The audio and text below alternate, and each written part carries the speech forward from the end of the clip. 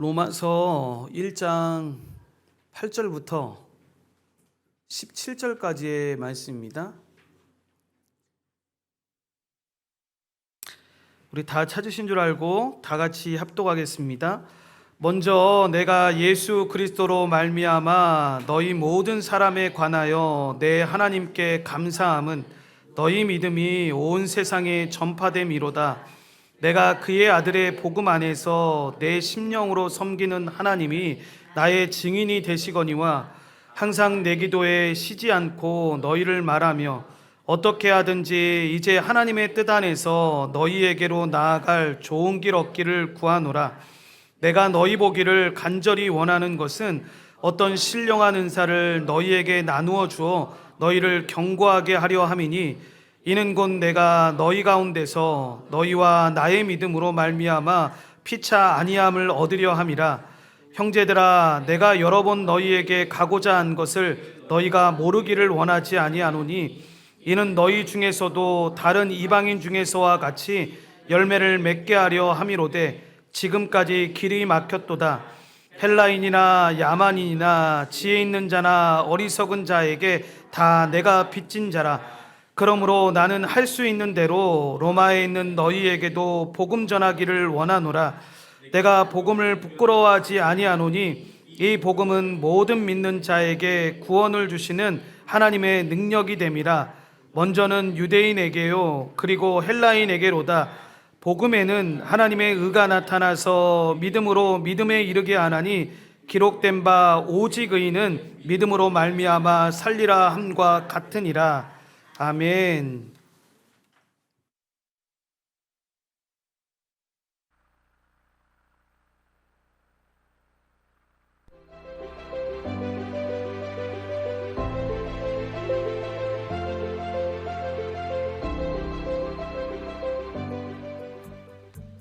안녕하세요. OTC 67기 훈련생 홍준범입니다. 오늘은 튀르키예를 살펴보겠습니다. 튀르키예는 유럽을 연결하는 동서양 최대의 관문이고 가장 많은 무슬림이 살고 있는 나라 중 하나입니다.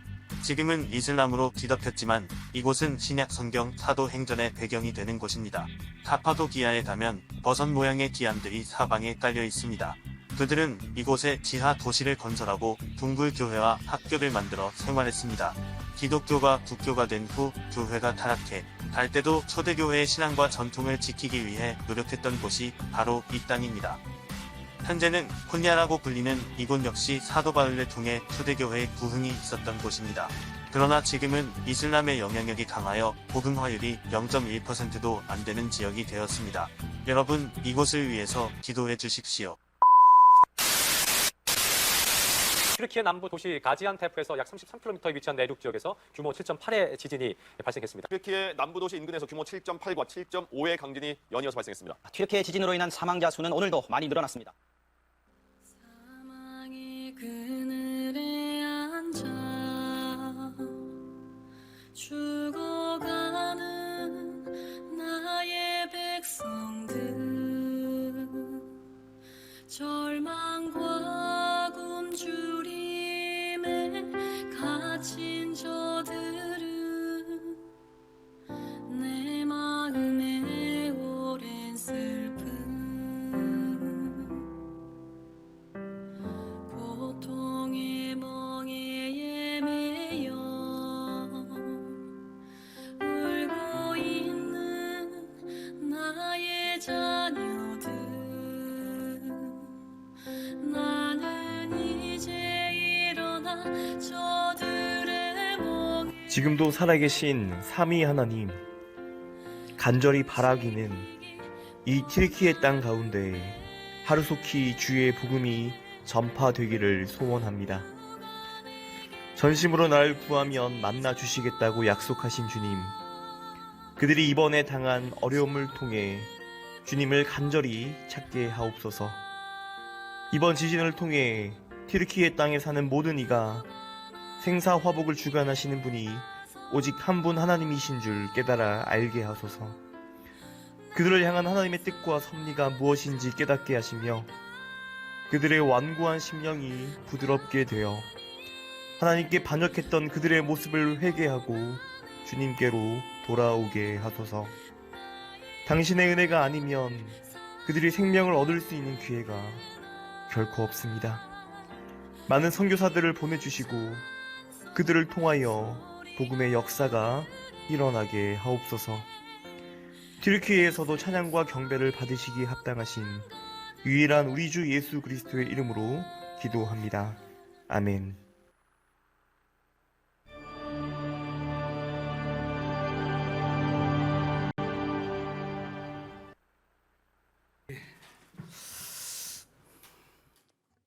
예, 제가 이게 저희 강단에 두 번째 이제 말씀 전하시는 분이 서서 저도 이렇게 소개하는 게 익숙치가 않은데, 오늘 저희 그 말씀을 전해주실 홍희삭 선교사님은 그 고려 신학대학원을 나오셨고, 그러니까 고신교단에 있는 대학원을 나오셨고, 김해 기쁨교회와 부산 삼일교회 진교교회에서 사역을 하셨고, 지금 튀르키예를 가기 위한 준비를 하는 가운데 있습니다. 조만간 가게 될 건데, 그럼 목사님 나오실 때 이게 저희 교단이 순복음 교단이기도 하지만 열렬히 좀 환영해 주셔서, 목사님이 원래는 그 주일 오후 예배에 설교신 줄 알고, 제가 여러분이 아시겠지만 좀 이렇게 정확하지 못해서 아주 사람이 적게 모이는 모임을 알겠다가 며칠 전에 이제 비로소 이제 그 알게 됐습니다. 그래서 긴장도 많이 하실 텐데, 오실 때 여러분 뭐 어떻게 환영을 해야 되죠? 그냥 할렐루야 그러면서 환영을 해야 되나요? 할렐루야로 이렇게 선교사님 나오실 때 환영해 주시길 바랍니다. 할렐루야.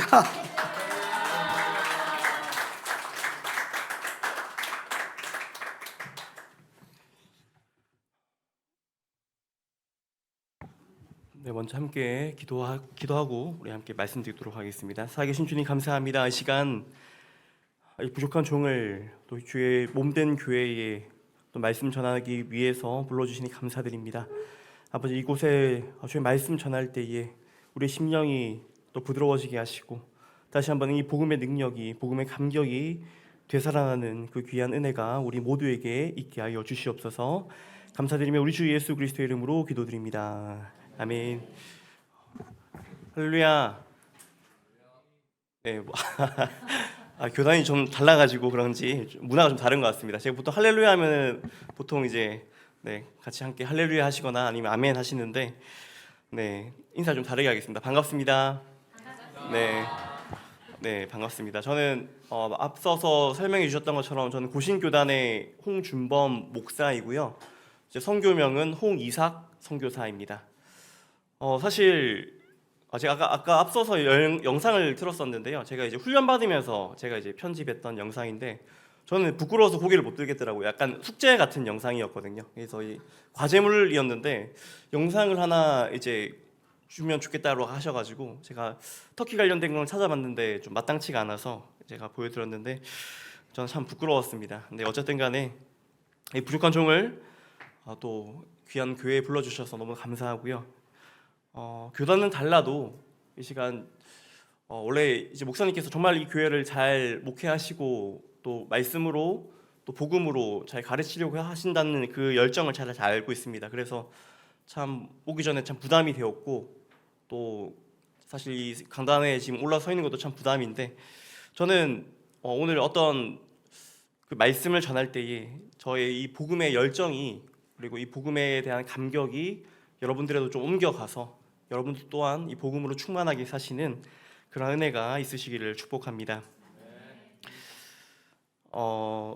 저는 이제 만 나이로요, 이제 36살입니다. 네.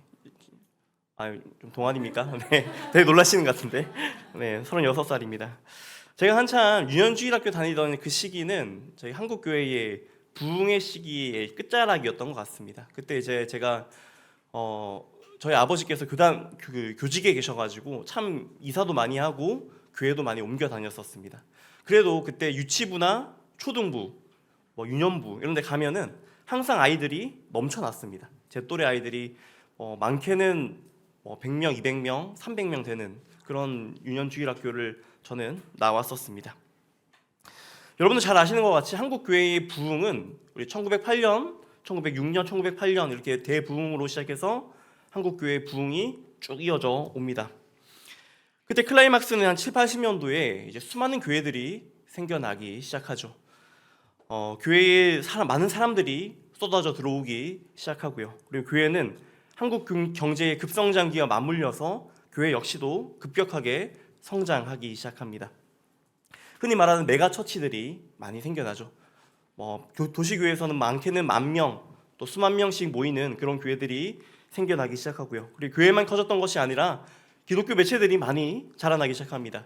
어떤 것들이 있습니까? 기독교 방송국, 기독교 신문, 기독교 매체, 그런 서점, 출판사 같은 그런 기독교 문화들이 어떻게 보면 기독교 이제 주류 문화로 자리 잡는 것처럼 보입니다. 사회에서 인정받고 풍요롭고 풍족하게 살아가는 그것에 이제 교회 문화는 점점 익숙해져 가고 또 그거에 물들어가는 것이 사실이었습니다. 그러면서 어떻습니까? 점차 교회에 다른 복음이 들어오기 시작했다는 생각을 안 하십니까? 경제적인 풍요와 안정적인 삶, 그리고 나의 필요를 채우는 그것들이 복음이라고 말하는 사람들이 생겨나기 시작했습니다. 그리고 돈으로 사역하고 또 돈으로 헌신하고 돈으로 봉사하는 그 만몬신이 강단에서 또 설교되기 시작했습니다. 저는 근데 지금 이 설교 시간에 이 만몬주의, 기복주의 신앙을 비판하고자 꼬집고자 이곳에 말씀드린 것이 아닙니다. 저는 좀 더 근본적인 그리고 본질적인 문제를 여러분과 함께 말씀을 나누고 싶습니다.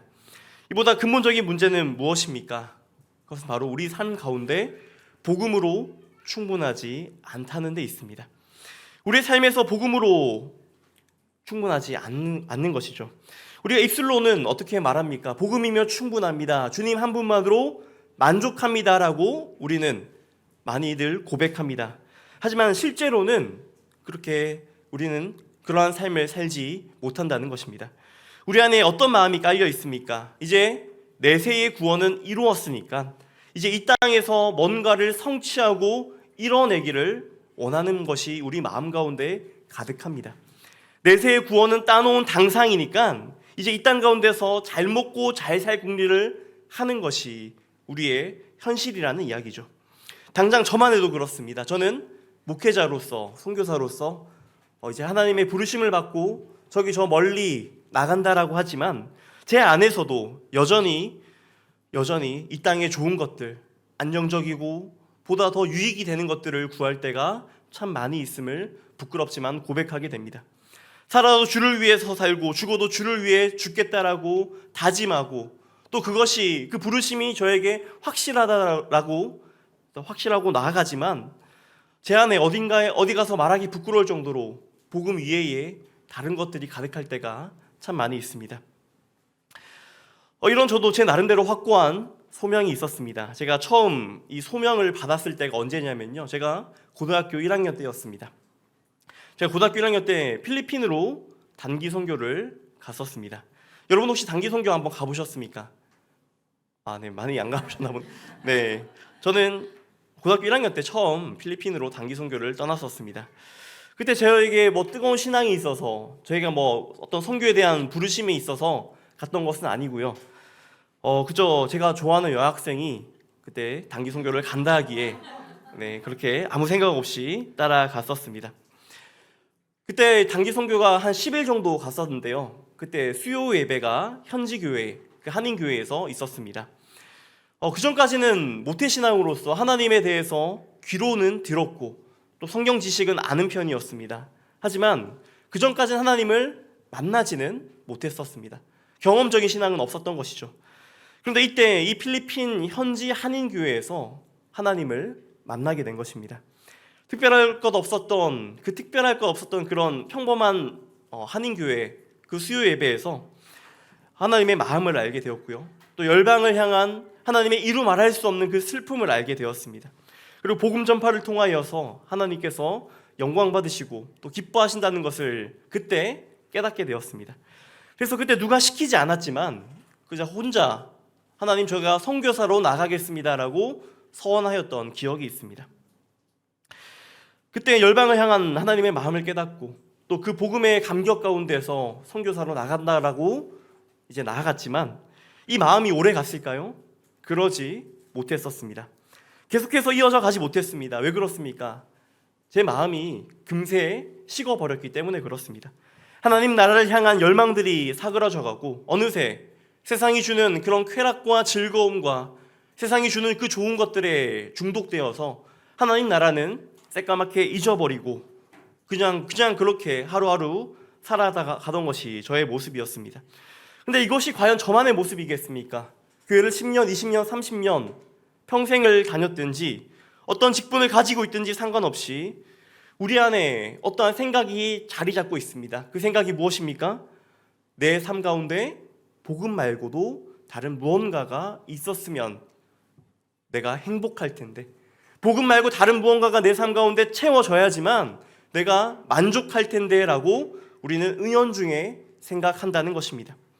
말로는 복음이며 충분합니다 라고 고백하면서도요, 돈 문제, 건강의 문제, 자녀의 문제, 그리고 그런 관계의 문제들이 회복되어야지만 비로소 내 삶이 만족되고 회복되고 채워질 것 같다라는 생각을 우리 모두는 하고 있을지 모르겠습니다. 그렇다면 진짜로 복음이며 충분합니다라는 말이, 여러분, 이 말이 허상에 불과하겠습니까? 비상적이고 실현 불가능한 이야기겠습니까? 정말로 이 말이, 복음이며 충분하다는 말이 정말로 성경에 나오는 몇몇 사도와 같은 위대한 신앙의 인물들에게만 해당하는 이야기겠습니까? 우리는 왜 복음만으로 충분하며 만족하며 살아가지 못하겠습니까? 이것은 우리가 이 복음이 이 세상 것과 비교도 안 될 정도로 아름답고 강력한 것인지 모르고 있기 때문에 그렇습니다. 바울이 피를 토하는 심정을 가지고 우리 초대교회들에게 전했던 그 복음이 우리에겐 어떻습니까? 많이 무뎌졌기 때문에 그렇습니다. 너무나 익숙해져 버렸기 때문에 그렇습니다. 코로나가 한창일 때 제가 하동에 있던 진교교회에 있었습니다. 시골 교회였는데요. 그 교회가 한 300명 정도 모이는 교회입니다. 그런데 이 교회에 300명이 한 예배당 안에 모일 수가 없어서 이제 그 본당과 이제 그 식당에 모여야 했습니다. 그래서 식당에 예배 드릴 그런 시스템이 필요해서 대형 TV를 구매하게 되었습니다. 그때 제가 추진을 해서요, 85인치 정도 대형 TV를 구매했습니다. 그 당시에는 참 큰 TV였고요. 그 당시에 참 좋은 TV였습니다. 그 TV가 얼마나 크고 선명한지요. 처음 달아놓으니까 너무 좋은 겁니다. 얼마나 좋냐면은 이 설교자의 모공 하나하나가 보일 정도로, 네, 정말로 크고 선명하고 좀 부담스러운 그런 TV였습니다. 어떤 생각까지 했냐면은, 내가 이제 설교단 올라갈 때 비비크림을 좀 바르고 올라가야겠다라고 할 정도로 정말 큰 TV였습니다. 그런데 어떻습니까? 좀 시간이 지나고 나니까, 한 주가 지나고 또 한 달이 지나고 또 두 달, 세 달 정도가 지나니까 이 TV가 마냥 크게만 느껴지지 않더라는 것입니다. 오히려 이 큰 TV를 보면서 조금 더 TV가 컸으면 좋았겠다라는, 한 100인치 정도 달았으면 더 좋았겠다라는 마음이 제 안에 있더라는 것입니다. 우리에게도 복음이 이와 같지 않습니까, 여러분? 우리가 처음에는 예수님을 인격적으로 만났을 때에 나 같은 죄인을 위해서 죽으신 그 예수 그리스도를, 그 십자가를 바라보면서 눈물밖에 나지 않았습니다. 찬양의 시간에 드리는 그 모든 고백이 나의 고백 같았고요. 설교 시간에 들리는 그 목사님의 말씀이 하나님의 음성 같았습니다. 그리고 시간만 나면 기도하고 싶고 시간만 나면 말씀을 읽고 싶었는데, 그러다 점차 시간이 지나고 점차 그 신앙의 연수가 쌓여갈수록 어떻습니까? 그 감격들이 우리 안에 사라져 가지는 않으셨습니까? 처음에 85인치 TV를 보고 너무 좋다라고 이야기했다가 시간이 지나자 무덤덤해지는 것처럼 복음 역시도 우리 안에 무덤덤해지고 있지는 않으십니까? 이렇게 복음 감격만 사그러져 가는 것이 아닙니다. 이렇게 되면 복음의 능력 역시도 우리 안에 사그러져 갑니다. 내 삶 속에 녹아져 있던 그 예수님의 모습이 점점 없어진다는 것이죠. 그래서 우리에게 무엇이 필요합니까? 여러분, 우리에게 무엇이 필요합니까? 우리에게 다시 복음이 필요한 줄 믿습니다. 우리는 다시 이 복음을 들어야 합니다. 어떻게 하면 물질의 축복을 받을까? 어떻게 하면 안정적이고 보다 더 행복하게 이 땅 가운데 살아갈까? 어떻게 하면 이 땅 가운데 좀 더 누리며 살아갈까? 이런 마음이 아니라 어떻게 하면 내 심장 가운데 다시 한번 복음의 감격이, 복음의 은혜가 타오를까? 어떻게 하면 내 삶 가운데 그 예수 그리스도의 능력이 충만해질까? 이런 마음이 우리 안에 가득해야 될 줄 믿습니다. 복음은 단지 이 세상 가운데 불신자들, 믿지 않는 사람들에게만 필요한 것이 아닙니다. 그 누구보다 우리에게 절실하게 필요합니다. 저와 여러분에게 이 복음이 가장 필요한 줄 믿습니다. 그래서 우리에게도 이 복음의 역사가 일어나야 하고요. 이 복음을 통해서만 우리 삶이 변화되어지고 우리 삶이 하나님께 기뻐 받으시는 산 제물이 될 수가 있습니다. 그래서 우리의 입술에는 결국에는 이러한 고백이 터져 나와야 합니다. 아까 앞서 말씀드렸던 것처럼 복음이면 충분합니다. 주님의 한 분만이면 충분합니다. 우리는 이와 같은 고백이 필요합니다. 우리 한번 우리 옆 사람을 보면서 이 고백을 해봤으면 좋겠습니다. 복음이면 충분합니다. 주님 한 분만으로 충분합니다. 우리가 오늘 읽은 이 로마서 본문은요, 복음을 한 번도 들어보지 못했던 불신자들에게 아니면 초신자들에게 보냈던 편지가 아닙니다. 로마 교회 성도들은 이미 복음을 받았고 이미 이 복음을 믿고 있는 자들이었습니다. 그리고 이 복음을 그냥 밍숭맹숭하게 믿었던 자들일까요? 그렇지 않습니다. 그들은 이미 목숨을 내어놓고 예수님을 믿는 자들이었습니다. 그들이 예수님을 믿는다는 그 사실 하나로 사자밥이 되었고 그 성벽에 꼬챙이가 되어져가지고 인간 횃불이 되기도 했습니다. 그럼에도 불구하고 그들은 믿음을 지켜냈던 그런 교회가 바로 로마 교회였습니다. 그런데 과연 이런 순교자적 신앙을 가지고 있었던 이 로마 교회에게 다시 한번 복음을 전할 필요성이 있었을까요? 이에 대한 답은 우리 사도 바울의 편지를 보면 알 수 있습니다. 여러분, 로마서가 어떤 편지입니까? 선교 편지나 전도 편지가 아닙니다. 앞서 말씀드렸듯이 이 편지는 목양 편지입니다. 복음을 한 번도 들어보지 못한 자들에게 복음을 전할 목적으로 썼던 편지가 아니라는 것이죠. 그럼에도 여러분, 로마서를 오늘 꼼꼼하게 한번 읽어보시기 바랍니다. 사도 바울이 쓰는 이 로마서에는 복음의 정수가 그대로 다 담겨져 있습니다. 복음이 가득 차다 못해서 흘러 넘치는 것이 바로 이 로마서이죠. 그것이 바로 성경적인 방식이자 사도들의 방식이었습니다. 복음은 아직 복음을 듣지 못한 자들에게나 이미 복음을 믿고 있는 자들에게 항상 전해야 하는 하나님의 말씀이라는 것입니다. 마틴 로이드 존스 목사님을 여러분 아십니까? 여러분, 마틴 로이드 존스 목사님이 계속해서 강조했던 것이 있습니다. 그것이 무엇이냐면은 가장 기본적인 복음의 메시지는 믿지 않는 자들에게만 필요한 것이 아니라 누구에게도요? 이미 믿고 있는 자들에게도 필요하다. 그리고 이것보다 더 중요한 것은 없다라고 그의 설교 시간에 자주 말씀하셨습니다. 그런데 우리가 생각할 때 가장 기본적인 복음의 메시지면 여러분 어떻습니까? 우리가 이미 다 알고 있다라고 생각합니다. 그 모든 것들은 이미 초신자 때나 배우는 것이라고 생각합니다. 그런 사람들에게 히브리서 기자가 따끔하게 일침을 합니다. 히브리서 5장에 뭐라고 말씀합니까? 너희들이 믿은 지 오래되어서 이제는 누군가를 가르치는 자가 되어야 하는데 그만큼 성숙한 자가 되어야 하는데 아직까지 하나님의 말씀을 모르고 있구나라고 히브리서 기자는 탄식하고 있습니다. 복음의 진전이 있어야 하는데 이 히브리서를 읽는 이 편지를 읽는 이 자들을 보니까 아직까지 하나님의 말씀의 초보에 머물러 있더라는 것이죠. 우리가 가장 기본적인 복음이라고 생각하는 그것을 이들은 전혀 이해하지 못하고 있었다는 것입니다. 그래서 히브리서 기자는 뭐라고 권면합니까? 단단한 음식을 먹을 것을 권면합니다. 다른 좀 고급적인 말로는요, 복음의 진전된 교리를 배우라고 말씀합니다. 여러분, 복음의 진전된 교리가 무엇입니까? 간단합니다. 여러분들 DBS 하십니까? 네, 그런 것처럼요. 말씀을 읽고 연구하는 것입니다. 제자 훈련을 받는 것이고요. 매일같이 주의 말씀을 묵상하는 것입니다. 그리고 체계적인 교리 훈련을 또한 받는 것이죠.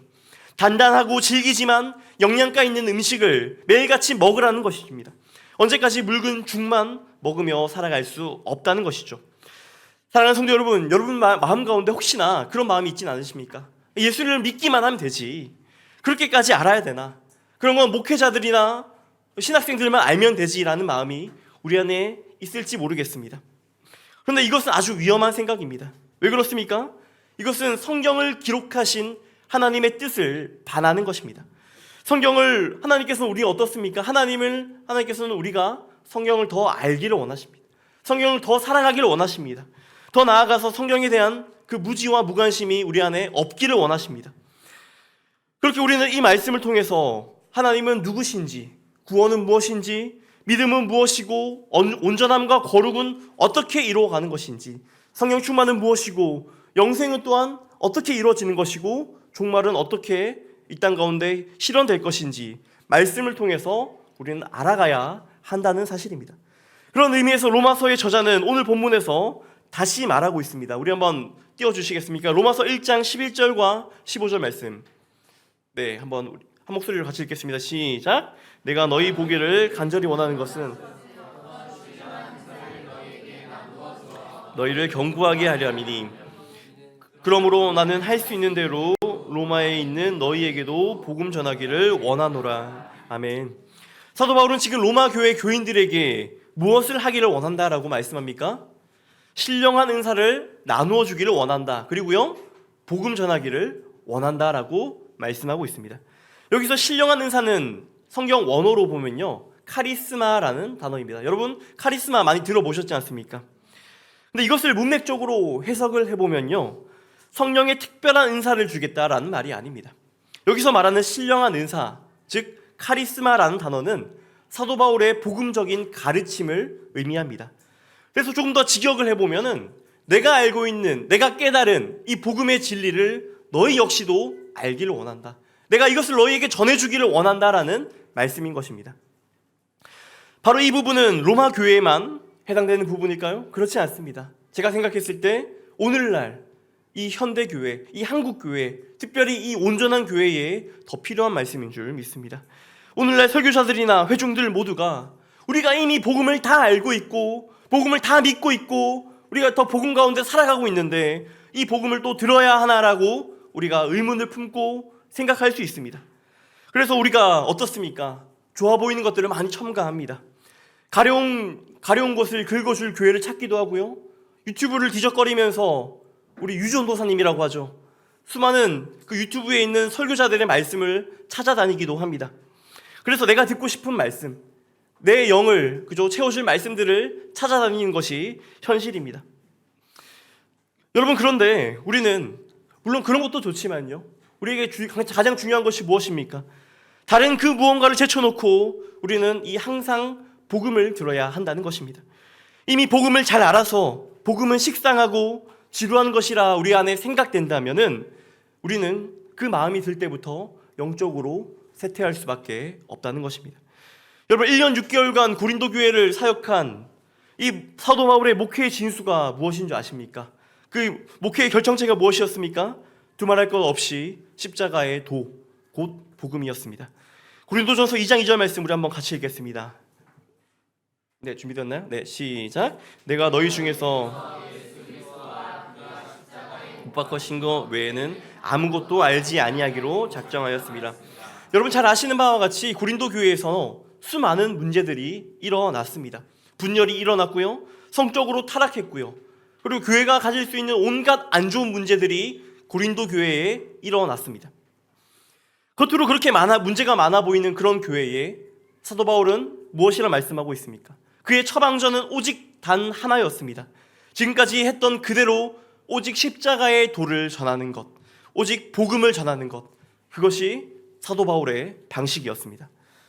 사랑하는 성도 여러분, 교회 역사를 볼 때 언제 가장 부흥했다고 생각하십니까? 언제 영적으로 가장 찬란한 시대였습니까? 바로 디모데후서 4장 말씀을 무식하다 할 정도로 순종하며 그 말씀을 따를 때 아니었습니까? 디모데후서 4장에는 무엇이라 기록되어 있는지 아십니까? 디모데후서 4장 1절과 5절 말씀 우리 한번 좀 길지만 한번 같이 읽겠습니다. 시작. 하나님 앞에서 죽은 자를 심판하실 그리스도 예수 앞에서 그가 나타나실 것과 그의 나라를 두고 엄히 명하노니 너는 말씀을 전파하라. 때를 얻든지 못 얻든지 항상 힘쓰라. 범사의 오래 참음과 가르침으로 경책하며 경계하며 권하라. 때가 이르리니 사람이 바른 교훈을 받지 아니하며 귀가 가려워서 자기의 사욕을 따를 스승을 많이 두고 허탄한 이야기를 따르리라. 그러나 너는 모든 일에 신중하여 고난을 받으며 전도자의 일을 하며 내 직무를 다하라. 아멘. 여러분, 너는 말씀을 전파하라라고 말합니다. 어떻게 해요? 때를 얻든지 못 얻든지 항상 힘쓰라라고 말씀합니다. 여러분, 사도 베드로도 동일한 말씀을 전합니다. 우리 베드로전서 1장 24절과 25절 말씀 우리 한번 같이 읽겠습니다. 시작. 그러므로 모든 육체는 풀과 같고 그 모든 영광은 풀의 꽃과 같으니 풀은 마르고 꽃은 떨어지되 오직 주의 말씀은 세세토록 있도다 하였으니 너희에게 전한 복음이 곧 이 말씀이니라. 여러분, 사도들의 결론은 무엇인 줄 아십니까? 베드로 사도나 그리고 바울 사도가 전했던 그 복음이 무엇입니까? 이 세상 것과 비교도 안 될 정도로 가장 고귀하고 가장 존귀한 그것이 있는데 그것이 바로 복음이다. 이 복음을 때를 얻든지 못 얻든지 항상 전파하라라고 말씀하고 있습니다. 여러분, 사도들은 복음에 미친 사람들이었습니다. 이 복음이 전부인 자들이었습니다. 그렇게 복음이 전부였던, 복음이 미쳤던 사도 바울은 오늘 본문에서 자기 자신을 무엇이라 소개하고 있습니까? 14절 말씀입니다. 헬라인이나 야만인이나 지혜 있는 자나 어리석은 자에게 다 내가 빚진 자라. 여러분, 내가 빚진 자인데, 복음의 빚진 자인데 헬라인이나 야만인이나 그리고 지혜 있는 자나 어리석은 자, 이걸 다른 말로 하면 무엇입니까? 세상에 있는 모든 자들에게 내가 복음에 빚졌다라고 말씀하는 것입니다. 여러분, 사도 바울 한번 생각해 보십시오. 사도 바울을 생각해 보면 어느 정도 이 빚을 다 갚지 않았을까요? 이 사도 바울은 죽다가 살아난 적도 여러 번 있습니다. 가는 곳마다 아무도 그를 환영해 주지 않았고요. 가는 곳마다 온갖 고난과 수치와 고문을 당하였습니다. 그가 복음 전도자로 살기 시작했던 그 순간부터 세상에 있던 모든 고난과 환난 가운데 살았던 자가 바로 사도 바울이었습니다. 그런데 그의 고백이 나는 이 정도 할 만큼 했으면 됐다. 나는 복음의 빛을 다 갚았다라고 말하지 않습니다. 나는 아직까지 세상에 있는 모든 자들에게 복음에 빚졌다라고 오늘 성경에서 고백하고 있습니다. 여러분, 이것은 사람의 마음에서 나올 수 있는 것이 아닙니다. 그 속에서 역사하시는 성령께서 부어주시는 마음이어야만 이러한 고백이 나올 수 있는 것입니다. 저는 이 성령이 부어주시는 이 마음이 오늘 우리에게도 부어지기를 소망합니다. 나는 이 땅에 있는 모든 자들에게 빚진 자다. 나는 이 정관 땅에 있는 모든 자들에게 빚진 자다. 나는 이 대한민국과 이 온 열방에 있는 자들에게 복음에 빚졌다라고 고백하기를 원합니다. 그런데 좀 이상하지 않습니까? 엄밀히 따지면 우리가 빚이 있다면 누구에게 빚이 있습니까? 우리 주님께 빚이 있습니다. 십자가의 빚이 있고요. 그 십자가에 못 박히신 예수님께 빚이 있습니다. 그런데 성경에서 말하기를 오늘 사도 바울은 내가 이 모든 자들에게 빚졌다라고 고백하는 이유가 무엇일까요? 사랑하는 성도 여러분, 복음의 비밀이 바로 여기에 있는 것입니다. 복음이 들어오면요, 채무 관계가 뒤바뀌게 됩니다. 주님께 빚을 졌는데 채무의식은, 부채의식은 누구에게 느끼는 것입니까? 다른 사람에게 느끼는 것입니다.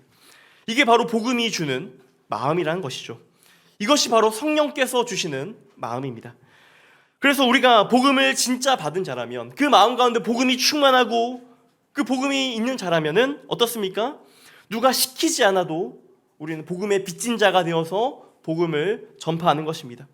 내 믿지 않는 가족들에게, 내 믿지 않는 이웃들에게, 그리고 저기 이름 모를 저기 열방으로 나아가서요, 그들에게, 그 이웃들에게 복음의 빚진 자가 되어서 그들에게 무릎까지 꿇어가면서 낮아져서 복음을 전하는 것, 그것이 바로 복음의 빚진 자입니다. 사랑하는 성도 여러분, 복음을 먼저 받은 우리 모두는요, 복음의 빚진 자인 줄 믿습니다. 빚을 졌다는 것은 이 빚을 갚아도 되고 안 갚아도 되는 문제가 아닙니다. 여기서 빚졌다라는 단어는 성경 원어로 오펠레테스라는 단어입니다. 단어를 모르셔도 됩니다. 하지만 이 뜻을 꼭 아셔야 됩니다. 이 뜻이 무엇입니까? 그 빚을 갚지 않으면은 감옥에 갈 수밖에 없는 악성 채무를 이야기합니다. 그러니까 이 복음의 빚진 자에게 복음 전파는 무엇입니까? 의무이고요, 책임입니다. 여러분, 서울 양화진에 한번 가보셨습니까? 제가 2주 전에 서울 양화진에 갔다 왔었습니다. 수많은 그 선교사님들의 묘비를 만져가면서 그 묘비명을 다 읽었습니다. 그 설명을 다 읽었는데요. 그들은 전부 조선을 정말 사랑했던 자들입니다. 그런데 그들이 왜 당시 그 미개한 땅, 아무것도 없었던 땅, 그 땅에 자기의 처자식, 그 어린 자식까지 데리고 오면서 그 땅에 왔었을까요?